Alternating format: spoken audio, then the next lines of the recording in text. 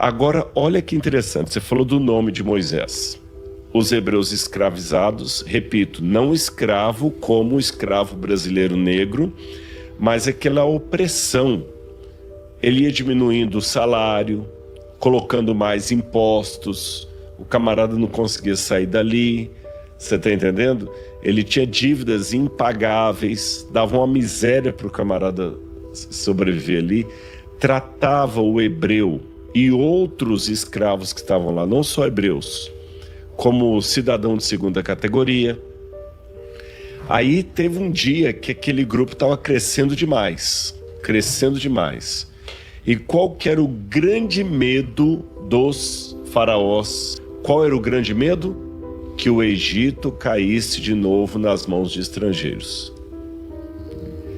E o que aconteceu na época dos Hyksos? Eles vieram num sistema migratório para o Egito, chegando no Egito, e lá eles cresceram e num momento de fraqueza política tomaram o poder. Agora os escravos também estavam crescendo demais, especialmente os hebreus. Qual o risco? Eles vão tomar o poder. Então, peraí, vamos mandar matar. Fala com as parteiras que todo mundo que tiver filho homem, elas mandam matar. Só que no início as parteiras não mataram os meninos, elas tiveram dó. Aí o faraó pegou e falou, vai ter que matar. E numa dessas situações, uma mulher judia, ou melhor, hebreia, chamada Joquebede, ela deu à luz a um menino. E ela tentou segurar o máximo que podia o menino. E não teve como. Aí ela teve uma estratégia. Ela colocou o menino, alguns acreditam, Tiago, e existe essa possibilidade, que ela não deixou o menino à deriva no rio assim, ela deixou de propósito. Ela sabia a hora que a filha do faraó vinha tomar banho. Mas a pergunta que pode fazer é o seguinte, mas por que ela ia entregar o filho para os egípcios que queriam matar? Quando eu pego a história egípcia, eu tenho uma provável resposta para isso. Lembra que eu falei que as famílias estavam casando irmão com irmão? Aí teve um faraó chamado Tutmoses I. Tá certo? Tutmoses I. Aí ele teve uma filha chamada Hatshepsut. Só que esse Tutmoses I, ele não era de sangue real. E ele tinha uma amante. Aí com a amante, ele teve um filho que também se chamava Tutmoses. Ele obrigou a Hatshepsut a casar com o meio-irmão bastardo dela. Novinha ainda, criança. E para piorar, a Hatshepsut só teve uma filha. E o marido dela, que era um banana também, ele também tinha um amante e teve um filho homem com a amante.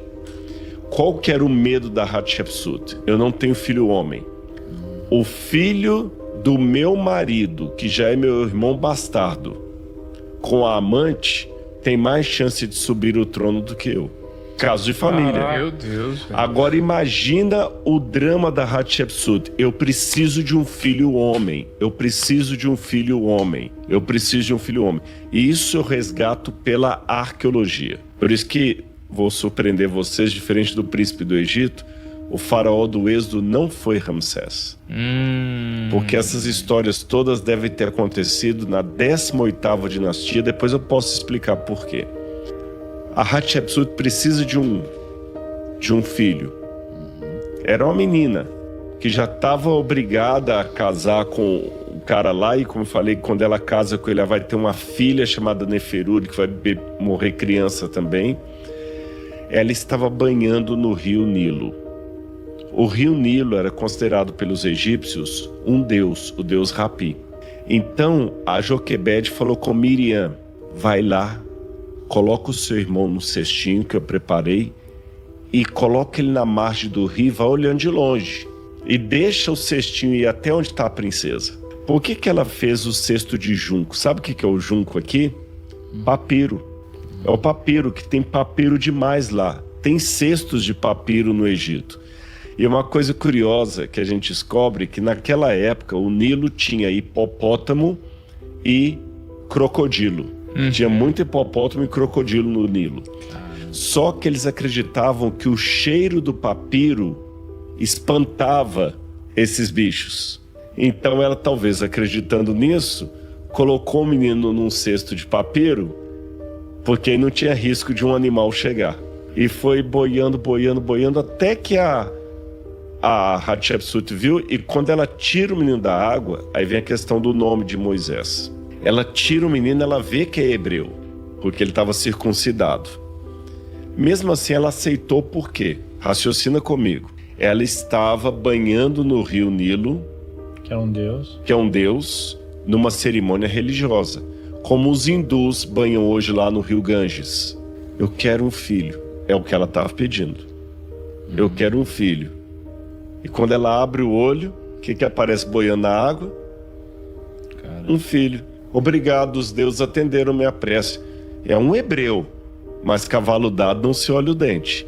Aí olha que interessante, por que a Bíblia fala que ela chamou o filho de Moisés? Essa é uma grande polêmica entre os hebraístas, os estudiosos, porque Moisés, Moshe em hebraico, não tem nada a ver com água. Nem a raiz é parecida, a água é maim em hebraico. Alguns já tentaram desde a época de Jesus com Flávio Joséfo, que Moisés talvez seria de Maiá, água, mas ninguém sabe. Eu tenho uma hipótese. Olha que interessante. O nome dele era Moisés. Moses, ou Moshe em hebraico. Tá certo?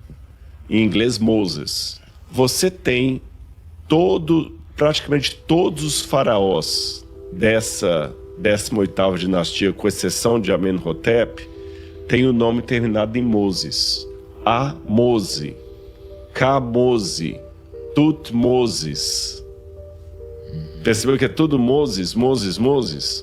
Sabe o que é Moses em egípcio? Nascido de. E como é que a família real colocava o nome de um deus egípcio? Tut, o deus Tot. Mose, Tutmose, nascido do deus Tot. A é o deus da lua. Amose, nascido do deus da lua. Percebeu? Então, provavelmente, o nome de Moisés seria Rapimose, porque ele foi tirado do Nilo. E o Nilo era o deus Rapi. Mas quando ele reconhece o Deus verdadeiro, ele tira do nome dele a divindade, ficando apenas Mose, nascido de. É uma teoria que alguns levantam e ela faz sentido, porque o nome Moisés, nascido de, falta um complemento. Aí, quando ela recebeu, olha a estratégia, Miriam já estava de longe olhando. Ela falou, mas como é que eu vou chegar com essa criança no palácio? Aí Miriam, dá licença, majestade, tem uma mulher lá que ela pode criar um menino para a senhora. Então eu vou dar um dinheiro para ela. E Moisés foi criado pela mãe dele até os 12 anos, onde ele aprendeu as raízes judaicas dele, e com 12 anos ele foi para o palácio, para quase desaprender tudo da infância. Imagina a aflição de Joquebede tendo que entregar o filho. E ali ele ficou no palácio, e provavelmente nessa linha hereditária, ele era o candidato ao trono de Faraó, que ele era o filho de Hatshepsut. Até que um dia, e Moisés aqui, eu vou chocar muita gente, Moisés já estava com quase 40 anos, em torno de 40 anos. A gente imagina um Moisés ainda jovem, 40 anos. Ele vê um egípcio batendo num hebreu.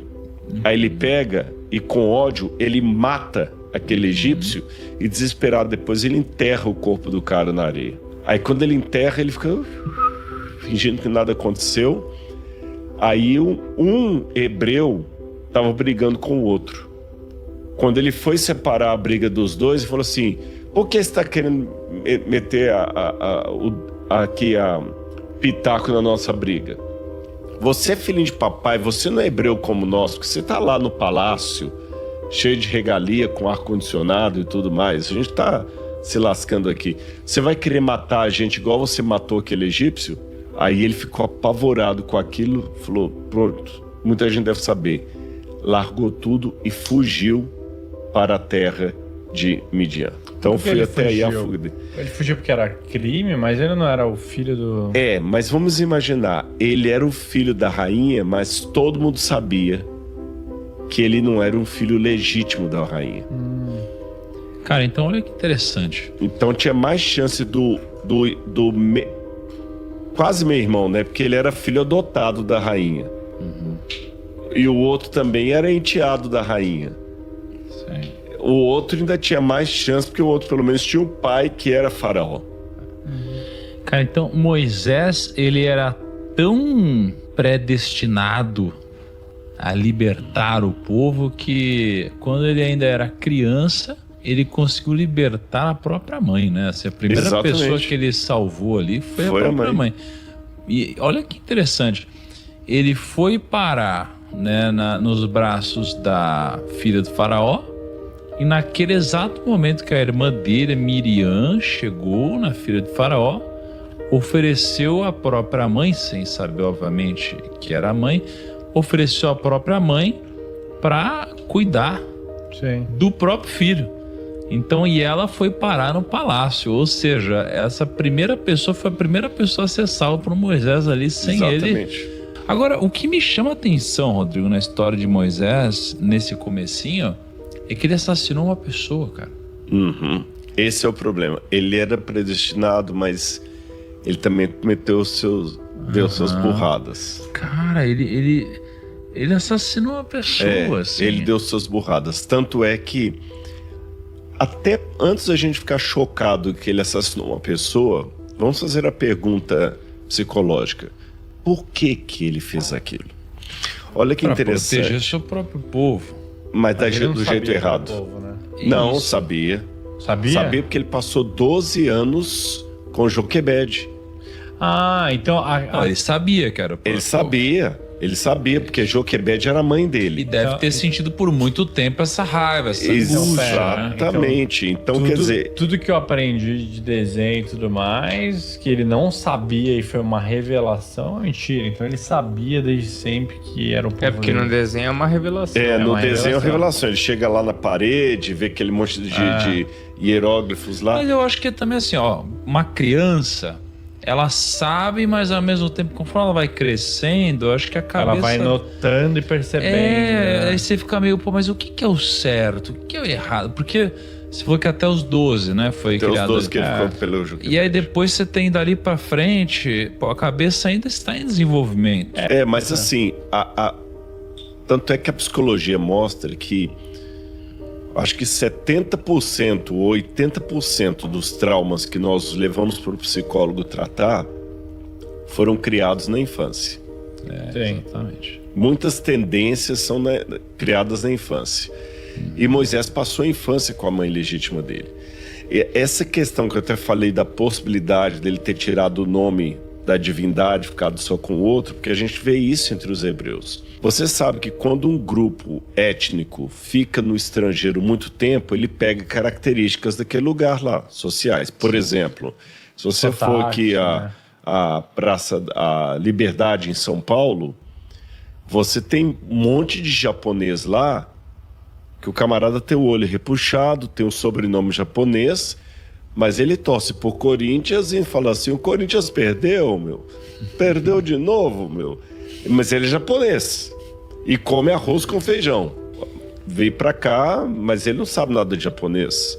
É você, descendente de holandês, mas praticamente não sabe nada de holandês e tem muito pouco. Os hebreus no Egito estavam falando já mais egípcio e tudo, Sim. pegaram nomes. Então, por exemplo, dando mais uma vez a ilustração do japonês. Ele tem um nome lá, sobrenome Hirata, né? Hirata. Mas o nome dele é Carlos. Cara. Carlos Hirata. Você sabe que ele é japonês pelo sobrenome, o nome é Carlos. Então, muitos hebreus também começaram a pegar nomes egípcios. Que é uma curiosidade aqui. Existe um nome em egípcio muito comum chamada Merit. Merit. Só que Merit em egípcio significa amada de. Então tinha que ter um complemento, e geralmente era um complemento divino. Meritamun, amada do deus Amon. Meritaton, amada do deus Aton. Tá certo? Então, sempre pedir um complemento. Amada de quem? Aí você sabe que os nomes, eles não são traduzíveis, mas eles são adaptáveis. James virou Tiago. Wilhelm virou Guilherme. Joseph virou José. Luke virou Lucas, em português. Né? Sei que você falou que virou... Não. Mário. Mário, né? Não, mas o Wilhelm virou Guilherme, bem diferente. Então, por isso. Sabe como é que os hebreus falavam Merit? Miriam. Miriam. É a hebraização do nome Merit. Aí só dando um spoiler pro pessoal aí, esse Merit vai ficar muito... Esse Miriam vai ficar muito comum no povo judeu. E depois que eles vão ter contato com a Grécia, os judeus de fala grega vão chamar Miriam de Marias. Então a gente vê o nome Maria. É o mesmo nome. Mas olha que interessante. Amada de quem? Não só Miriam. Tirou a divindade pagã ali.